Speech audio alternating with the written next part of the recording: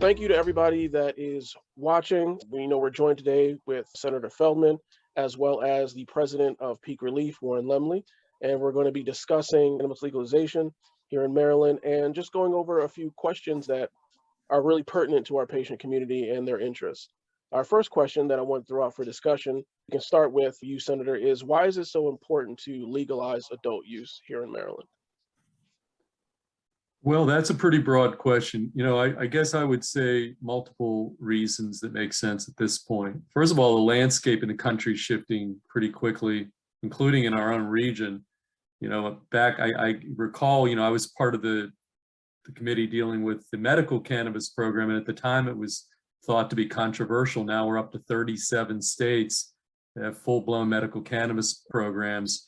Now we've got 17, 18 states have moved quickly towards full-blown adult use legalization, including in our own region.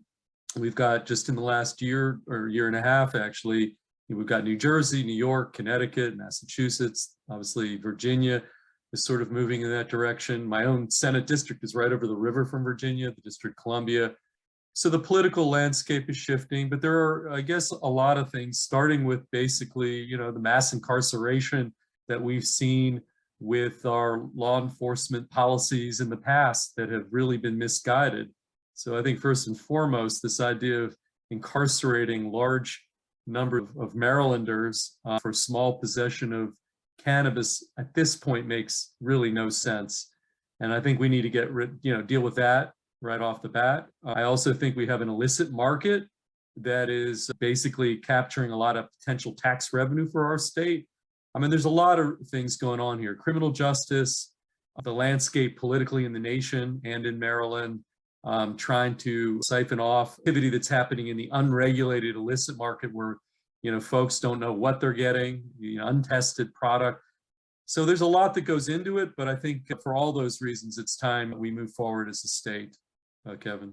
You touched on a couple of issues that I think are really important. One of the most important being kind of the criminal justice and social justice aspect of legalization, and the fact that we've seen that all the while, decriminalization efforts are, we obviously are grateful to have them, but they have not proved to be, an efficient course to really stop the incarceration that you were speaking of. So, I'm really grateful that we're really starting to see a lot of focus, and that, to your point, that we're seeing the political landscape change with this specifically. So there's a poll out today, timely, from Goucher. 60+% of Marylanders are fully supportive of adult use legalization. It's been between 60, 70, and some polls show it, in the 70s. But there's a poll that was released just this morning. Having it strong support in our state. So, to your point.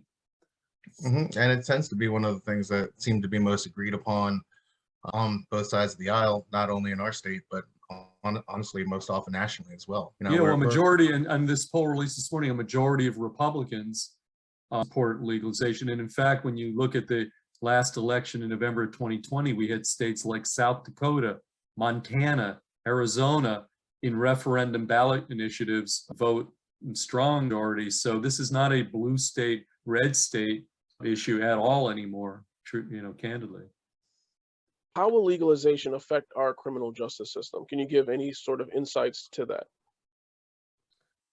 Well, okay, so you've got the criminal justice component, then you've got taking dollars generated by a new market and redeploying it and reinvesting it back into the very communities that were most impacted. So there's really two parts of it. You've got, throwing people in jail, and then how do we redress what's already happened?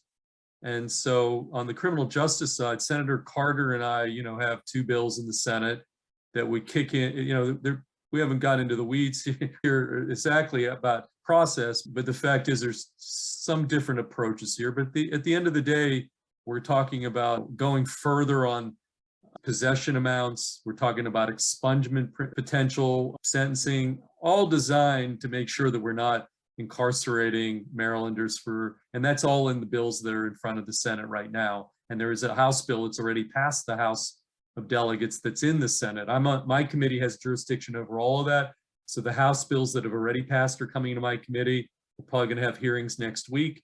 Last week we had hearings on the Senate bills. So we have a very detailed set of provisions dealing specifically with decriminalizing in a much more robust way how we deal with the subject. And then beyond that, if we get to the point where we're actually converting to an adult use legalization market structure, a lot of the money will be deployed to, again, those communities that have been most impacted by our prior policies. And then also in that regard, making sure that we have inclusion programs, to make sure that the new licenses are deployed in an equitable way. Learned a fair amount from the medical cannabis experience, and we want to make sure we don't duplicate some of those problems as we move to the licensing regime in a new market. So I think it's a multifaceted answer. It's criminal justice, yes, but also trying to redress what those policies with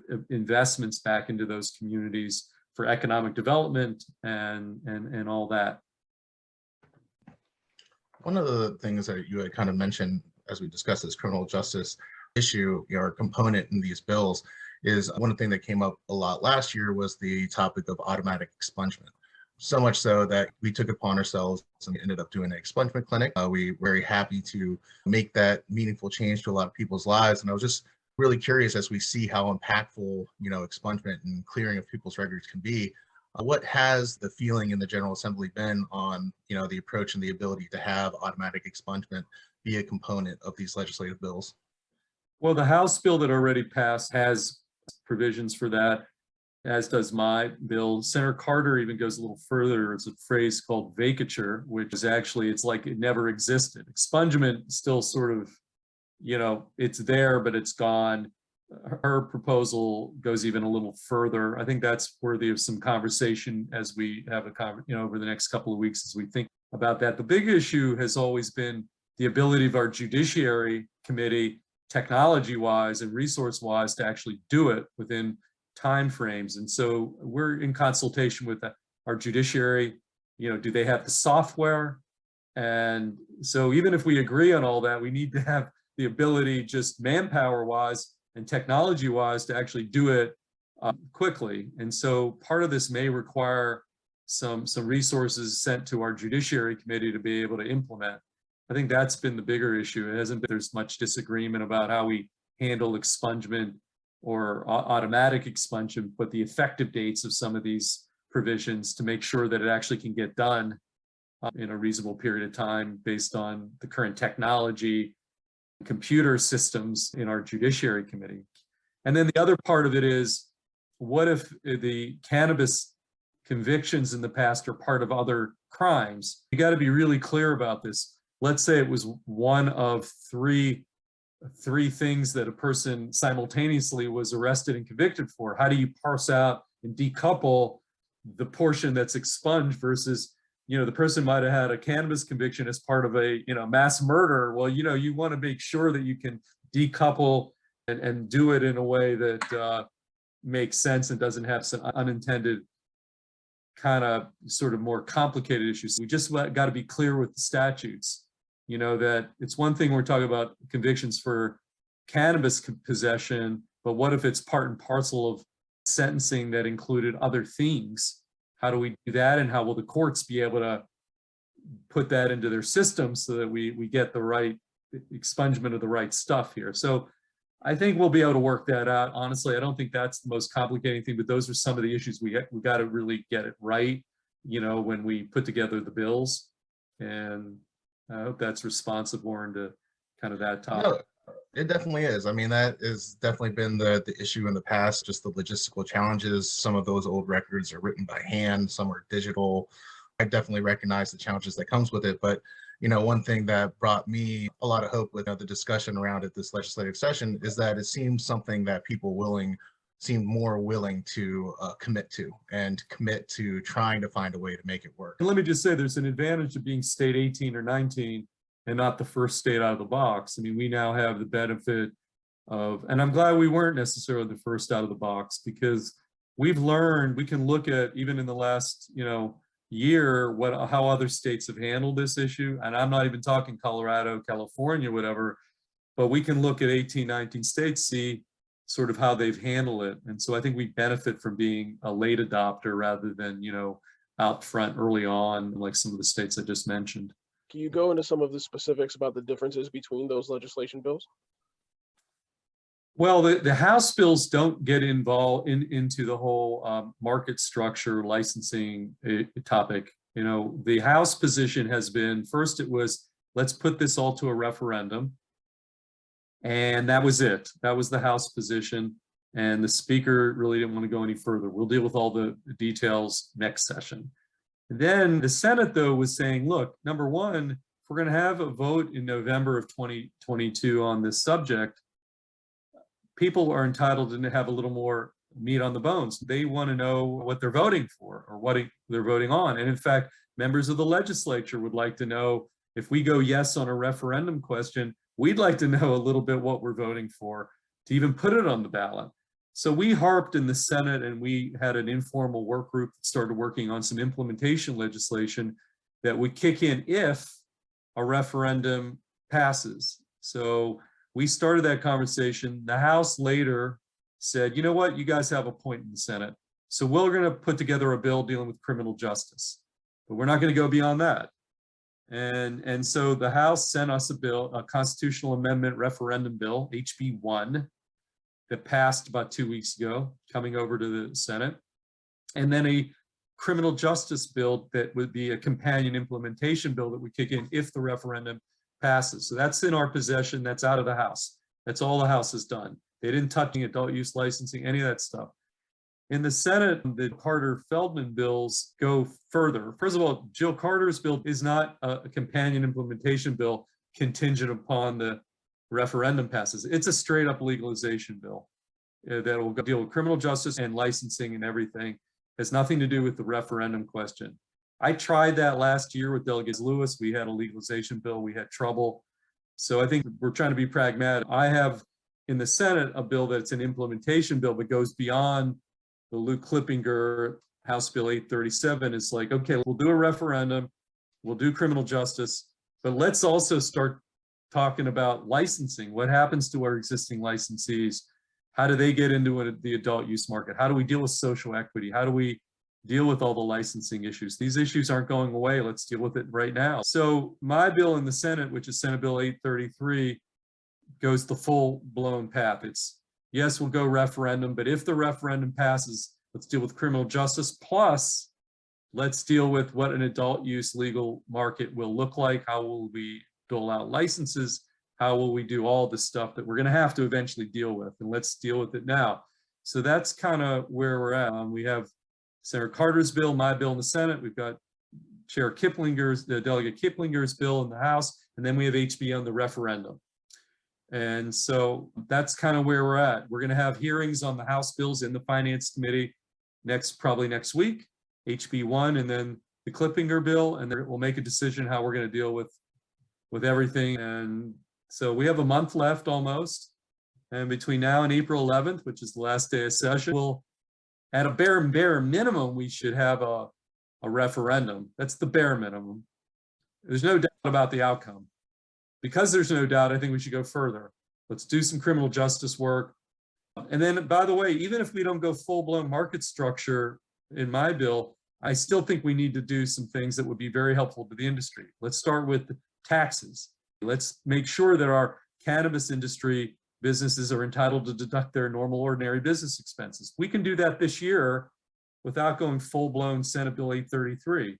We can start the process of transferring the regulatory authority away from our Cannabis Commission to an alcohol, tobacco, cannabis commission. We don't have to punt the ball on that. There's a lot of work in terms of regulations and everything else that need to do. Let's let them get started now. I guess my answer is, if we're not going to go full-blown how we're going to do the licensing, let's do what we can and make it as easy as possible. When we get back here in January of 2023, we can jam it out quick, and we've sort of worked through how's the comptroller going to deal with tax collection. We can go out and hire contract work now to make sure the software is in place.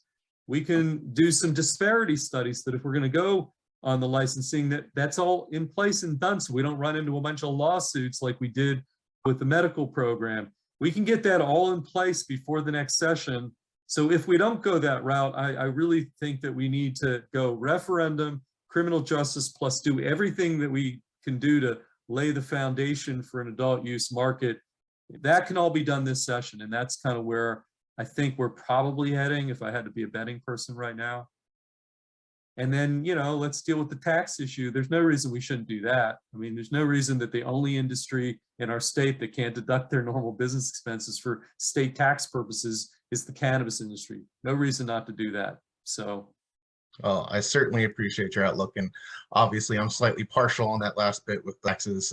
Specifically, it's a big part that we see as a misconception when people discuss and think about our industry. Just don't realize the tax implications that are, a burden on businesses like ours and just anybody in the cannabis industry. And that, we are very proud of the benefits and everything that we provide to our staff, but every little bit would help in that. And by the way, we could use a little help from our United States Congress on the subject. I do talk to Congressman Raskin and the rest. There's no reason the United States Congress should be helping us out. I mean, we're limited a little bit at the state level. Just a few changes at the federal level would also really help in a big way. And, I do talk to our federal delegation a lot about this subject, as well. I appreciate your outlook, and you kind of nailed it, that last comment, because there seems to be many times when we see people debate cannabis legislation, there's kind of the kick the can approach. It's really complicated. We really don't want to deal with these specific issues. And so we're going to kind of punt the ball, kick the can a little bit, and we'll get it figured out once we have more research or data or things of that nature. That's happening in other states. I don't want to, like Virginia was sort of moving forward, and then they kind of like keep delaying. I don't really want us to go the Virginia route. I mean, they're going to pass some laws and that, but it's going to be a while. I don't want us to be at a huge competitive disadvantage either relative to the rest of the region. I mean, 2 weeks ago, the Delaware House of Representatives moved a legalization bill out of the House. New Jersey is moving. So if we sit back and we delay, our dispensaries, our industries, once some of the Commerce Clause issues, people will be able to shop anywhere. But the problem is, we will be at a disadvantage if we don't actually be able to get moving and let folks like you, Warren, and others adapt to a marketplace where you'll be able to sell. Folks from Arlington will be able to come over to Rockville Pike. I think this industry continues to evolve and consolidate, and it's going to look a lot different a few years down the road. I want our industry here in Maryland to be positioned to be competitive in the region, competitive nationally. And I think over the next year or two, we can do all that. So that's my commitment to the industry. I really do appreciate the commitment you actually have shown to this industry, not only with your words, but your actions. You've constantly sponsored cannabis-related bills, been involved in the legislation as a whole. And for that, I am very appreciative, because there's not always a lot of people that want to jump in front of this issue. As I mentioned earlier, specifically, you mentioned on the federal level, the Safe Banking Act has been almost passed. I don't even know how many times over the years, been injected into bills that, defense bills that aren't supposed to be able to, are relatively supposed to be infallible. And, it's just always interesting to see how they always find a reason to maybe not pass parts of it. And that's why when you were speaking about, your own bill and legislation that could be passed this year, it brings me a lot of hope that we could see important pieces pass, even if we don't see the whole adult use legislation pass. I'm hopeful, that we will, but, to get as much done as possible. I'm glad you say that, because I don't want us to emerge from this session without making progress. I do think, as I said, I'm pretty confident we're going to, at a bare minimum, have a referendum question on the ballot and do some stuff, beyond that. But the more we can do this year, the easier it makes it for next year. And I think that's kind of where I'm at right now. And even last year, this wasn't that much on the radar screen, but as Lewis and I did put out there, straight up legalization bill. And although those bills did not pass, I think they set the stage for us to put pressure on our respective leadership in the two chambers to say, look, it's this year, let's not kick it back another year. If it's a referendum that we need to do for political reasons, fine, but let's move forward. So last year was, I think, a good starting point, put it all out there. This year, I think we are going to move forward significantly. And then I think maybe we may end up in 2023, have to close the deal and just wrap everything up. We want to get it right. We don't want to rush it. We want to make sure that when we put together this program, We have the best program in the country. That's what I really want to strive for. And I should say, Warren, even as recently as last week, folks from your entity were testifying in the committee on my bills. I think Tracy, she works for you guys, right? And Correct. Yeah. she was at the witness table, and others from. It was a lot of testimony from the industry. This is an important topic, and the industry is weighing in. I think that's another final thing maybe I want to say is it matters. You should get to know the legislators who particularly are on the committees that have jurisdiction over these issues. And if you don't know who your state senator is or your state delegates, get to know them, because they have a vote, and a lot of people know who their congressman is, but they don't know who their state senators is. And that's where the action is right now, is in Annapolis, not on Capitol Hill on this stuff. So get to know folks in Annapolis in April. And I think that's an important message I also want to leave everybody with as well.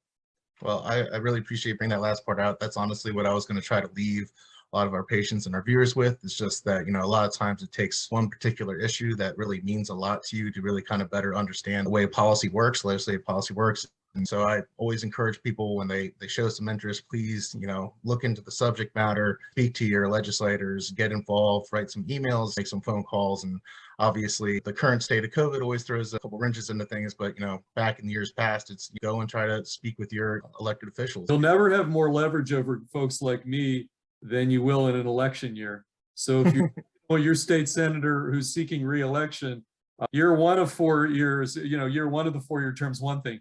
Year 4 in the spring before the primary, you'll probably never get their attention more than you will about now. So I hate to put that out there, but year 4 is a little different than year 1. And so, yeah, this is a good year to get to know your state legislators for sure. And they will definitely return your phone calls. Well, thank you. I mean, it means more coming from you than anything. Well, we return phone calls all 4 years, but year 4. Well, you can only speak for yourself, right? Yeah, I return all 4 years. I give love to everybody. But okay, guys. Well, look, this was great, and as always, good to see you, Warren. Kevin, nice to meet you, and to whoever's out there in the universe, good to spend some time with you this afternoon. Well, thank you so much, Senator Feldman. I really appreciate you being here. Okay, guys. Thanks a lot. Bye-bye.